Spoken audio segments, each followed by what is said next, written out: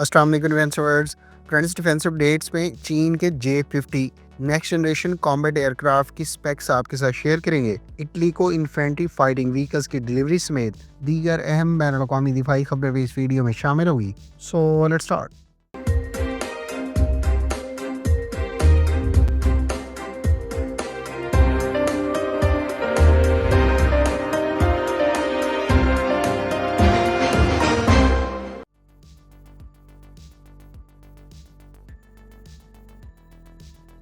Friends, चीन की Shenyang aircraft corporation के तैयार करदा दूसरे नेक्स्ट जनरेशन कॉम्बैट एयरक्राफ्ट या 6th जनरेशन फाइटर एयरक्राफ्ट कहे जाने वाले J-50 स्टेल्थ फाइटर की स्पेक्स मंजर आम पर आ गई हैं, जिससे ये जाहिर होता है कि यह फाइटर एयरक्राफ्ट ना सिर्फ एयर सुपीरियरिटी बल्कि एयर टू सरफेस रोल में भी कारआमद होगा। यानी इस तैयारे से ना सिर्फ फ्यूचर के वारफेयर तनाजुर में इसे एयर टू एयर रोल्स में इस्तेमाल किया जा सकेगा, बल्कि ये प्रिसीशन स्ट्राइक मिशंस भी कंडक्ट कर सकेगा, जिसमें खास तौर पर नेवल थ्रेट्स को न्यूट्रलाइज करना काबिल जिक्र है। शेनयांग एयरक्राफ्ट कारपोरेशन के J-50 स्टेल्थ एयरक्राफ्ट की डेवलपमेंट बुनियादी तौर पर चीन की एडवांस्ड कॉम्बैट एयरक्राफ्ट बनाने की सलाहियत को जाहिर करती है, जिसने गुज़श्ता बरस के एंड पर 2 नेक्स्ट जनरेशन कॉम्बैट एयरक्राफ्ट बाकायदा रिवील करके दुनिया भर में अपनी डिफेंस इंडस्ट्री की सलाहियतों का लोहा मनवाया है। J-50 next generation combat aircraft twin advanced combat engines पर मुश्तमिल है, जबकि इस तैयारे पर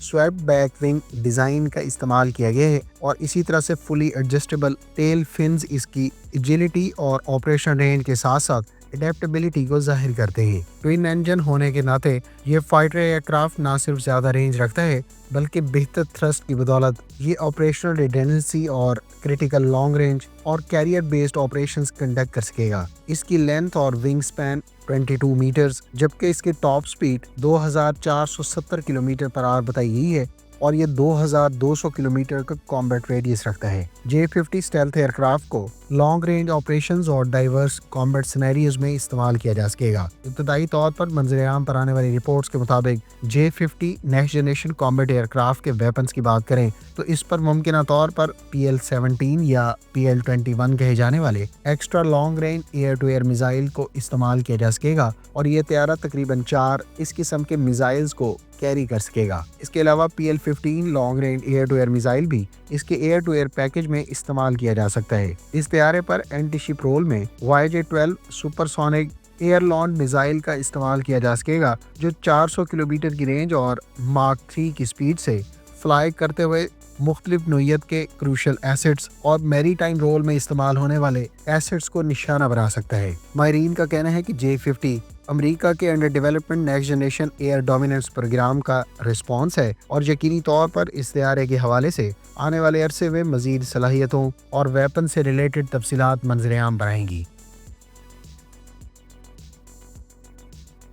फ्रेंड्स, जर्मन कंपनी रैनमेटल की जानिब से इटालियन आर्मी को links KF-41 infantry fighting vehicle deliver कर दी गई है। मीडिया रिपोर्ट्स के मुताबिक 31 दिसंबर को जर्मन कंपनी की जानिब से ये व्हीकल बुनियादी तौर पर इटालियन आर्मी की मल्टीपर्पज टेस्टिंग सेंटर को डिलीवर की गई है, जिसका बुनियादी मकसद KF-41 से मुतालिक वेरिफिकेशन, टेस्टिंग और इब्तदाई टेक्निकल इवेल्युएशन एक्टिविटीज कंडक्ट करना है। KF-41 को रैनमेटल की जानिब से 2015 में डिज़ाइन किया गया था और इसको लेटेस्ट जनरेशन का प्लेटफॉर्म करार दिया जाता है, जो मॉड्यूलर डिज़ाइन और सिग्निफिकेंट वर्सटिलिटी रखता है। KF-41 के बारे में रिपोर्ट्स हैं कि ये कई तरह के फंक्शंस परफॉर्म कर सकती है, जिसमें infantry fighting vehicle, troop transporter और मोबाइल कमांड पोस्ट के अलावा एम्बुलेंस रोल काबिल जिक्र है। अक्टूबर में दोनों यूरोपियन इत्तेहादियों के दरमियान तय पाने वाले कॉन्ट्रैक्ट के तहत इटालियन आर्मी की जानिब से बड़ी तादाद में KF-41 links infantry fighting vehicles acquire की जानी है और नियर फ्यूचर में ये तादाद 1000 तक भी जा सकती है।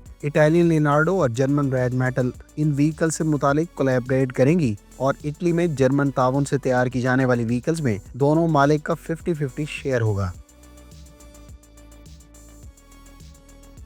फ्रेंड्स, तुर्क कंपनी एसलसान के CEO और GM ने अपने हालिया इंटरव्यू में कहा है कि कंपनी की जानिब से तैयार किए जाने वाले मुराद active electronically scanned array radar की फाइटर एयरक्राफ्ट और ड्रोन के साथ इंटीग्रेशन और टेस्टिंग का तमाम तर काम मुकम्मल कर लिया गया है और अब इस रडार की सीरियल प्रोडक्शन शुरू कर दी गई है। خیال رہے کہ مراد 110A فائر کنٹرول ریڈار کے بارے میں کہا گیا ہے کہ یہ UAVs کے علاوہ فائٹر ایئر کرافٹ پر بھی استعمال کیا جائے گا، جبکہ ترک ایئر فورس کے زیر استعمال ان F-16 طیاروں پر اس ریڈار کو استعمال کیا جائے گا جن کو مقامی سطح پر ماڈرنائز کیا جا رہا ہے۔ گزشتہ برس مارچ 2024 میں مراد ایکٹیو الیکٹرانکلی سکینڈ ارے ریڈار ایسلسان کی جانب سے اکنجی ڈرون اور F-16 پر ٹیسٹنگ کے لیے ڈیلیور کیے گئے تھے، جن کی اب تمام تر ٹیسٹنگ اور ایویلیویشن مکمل کر لی گئی ہے اور اب یہ ایڈوانس ڈرون سیریل پروڈکشن کے مراحل میں داخل ہو گیا ہے۔ خیال رہے کہ ترکی کی جانب سے ڈرونز اور پرانے F-16 بلاک 30 طیاروں پر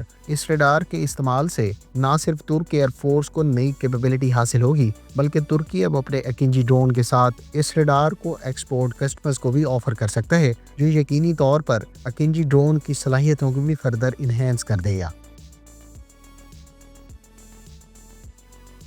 فرانس چین نے WZ-9 کے نام سے ایک ایسا ڈرون ڈیولپ کیا ہے جس نے دنیا بھر میں توجہ حاصل کی ہے۔ یہ ایک جدید airborne early warning platform ہے جو پیپلز لبریشن آرمی کے لیے گیم چینجر ثابت ہو سکتا ہے۔ WZ-9 جس کو ڈیوائن ایگل کا نام بھی دیا گیا ہے، یہ منفرد ڈیزائن کے ساتھ ساتھ جدید ٹیکنالوجی سے لیس ہے، جس میں ٹوئن بوم سٹرکچر کی بدولت یہ دونوں سائڈز پر ریڈار اریز سے اکوپڈ ہے، جبکہ WZ-9 پر سیٹلائٹ کمیونیکیشن اینٹناز کا بھی استعمال کیا جا رہا ہے، جو اس ڈرون کو ریڈنڈنسی کے علاوہ مسلسل آپریشن کے قابل بناتی ہیں۔ میڈیا رپورٹس کے مطابق یہ پیپلز لبریشن آرمی کی کل چین صلاحیتوں کو مزید مضبوط بنانے کے لیے ڈیزائن کیا گیا ہے، جبکہ یہ فیوچر کی نیٹ ورک وارفیئر میں کارآمد ہوگا۔ ڈیول بینڈ الیکٹرانکلی سکینڈ ارے ریڈار ٹیکنالوجی کی بدولت یہ اسٹیلتھ ایئر کرافٹ جیسا کہ F-22 ریپٹر اور F-35 کو ڈیٹیکٹ کرنے کی صلاحیت رکھتا ہے، جبکہ یہ چین کے دیگر ڈرونز جیسا کہ WZ-7 کے ساتھ کوآرڈینیٹ کرنے کے ساتھ ساتھ الیکٹرانک انٹیلیجنس بھی فراہم کر سکتا ہے۔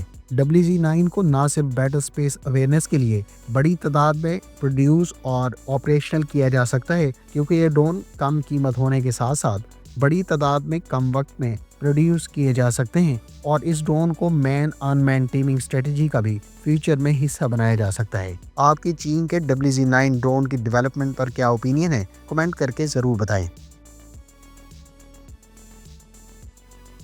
فرینڈز، جاپان اور امریکہ کے بارے میں اطلاعات ہیں کہ وہ AMRAAM AIM-120 advance medium range air to air missile کی کو پروڈکشن سے متعلق فیزیبلٹی کو اسیس کر رہے ہیں، جس کے تحت ان میزائلز کو نیئر فیوچر میں جاپان میں پروڈیوس کیا جائے گا، جبکہ ان میزائلز کی جاپان میں پروڈکشن لائن اوپن کرنے کا بنیادی مقصد امریکہ اور جاپان کی اس میزائل کے حوالے سے انکریز ڈیمانڈ کو قرار دیا گیا ہے۔ دونوں ممالک کے درمیان اس بارے میں بات چیت 2024 کے مڈ سے آن گوئنگ ہیں، جبکہ تازہ ترین رپورٹس کے مطابق جاپان کی acquisition technology and logistic agency نے میڈیا نمائندوں کو اس بارے میں آگاہ کیا ہے کہ دونوں ممالک کے درمیان نیسیسری کاسٹ، پریپریشن ٹائم اور پروڈکشن ایکٹیویٹیز سے متعلق کانٹینٹس پر بات چیت ایڈوانس سٹیجز میں ہے۔ خیال رہے کہ AMRAAM کے لیٹسٹ ویریئنٹ کو نہ صرف امریکی اور جاپانیز F-35 طیاروں پر استعمال کیا جا رہا ہے، بلکہ دونوں اتحادیوں کے 4 جنریشن کامبیٹ ایئر کرافٹ بھی ان میزائلز کو استعمال کرتے ہیں۔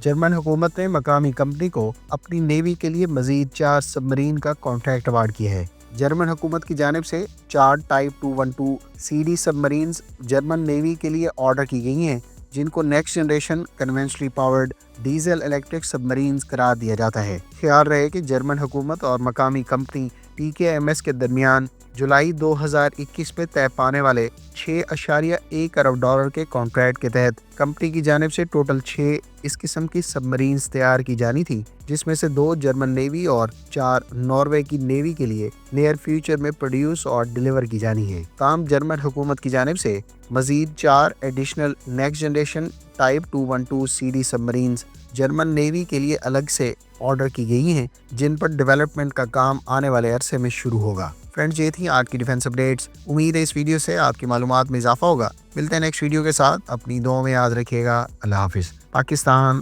زندہ باد۔